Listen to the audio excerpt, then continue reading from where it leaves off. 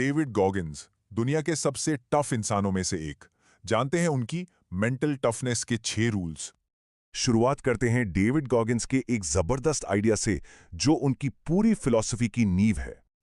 उनकी शुरुआत ऐसी थी, 135 किलो वजन, अस्थमा और बहुत ही मुश्किलों से भरा बचपन।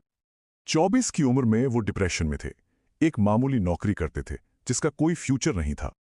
और आज वो एक world record holder, top athlete और मेंटल टफनेस का दूसरा नाम बन चुके हैं।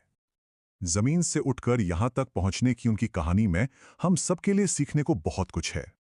तो क्या ये सब मोटिवेशन का कमाल था? शायद नहीं। गॉगिन्स की फिलॉसफी कुछ और ही है। देखिए, मोटिवेशन मेन बिजली की तरह है, कभी भी जा सकती है, पर डिसिप्लिन वो इन्वर्टर है, हमेशा ऑन। तो असली बात यह है कि डिसिप्लिन कोई टैलेंट नहीं है, ये एक स्किल है जिसे कोई भी सीख सकता है। तो चलिए गॉगिन्स के उन 6 मेंटल वेपन्स यानी मानसिक हथियारों के बारे में जानते हैं। पहला हथियार, अकाउंटेबिलिटी मिरर। दूसरों पर इल्जाम लगाना बंद करो, आईने में देखो और खुद को सच बताओ। अब आते हैं दूसरे रूल पर, और ये सब कुछ इस एक नंबर के बारे में है, 40%। ये रूल कहता है जब दिमाग बोले बस, तब असल में आपने सिर्फ 40% दम लगाया है, 60% अभी बाकी है। तीसरा हथियार है कुकी जार। ये एक मेंटल जार है जिसमें अपनी पुरानी जीतों को इकट्ठा करना होता है। जब भी मुश्किल लगे, इस जार से एक कुकी निकालो।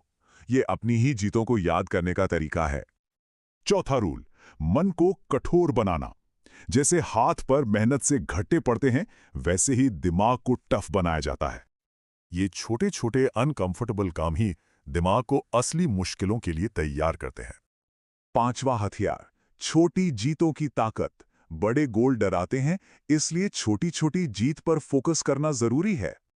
बड़े लक्ष्य को रोज के छोटे छोटे कामों में तोड़ दो, इससे मोमेंटम बनता है और काम आसान लगता है।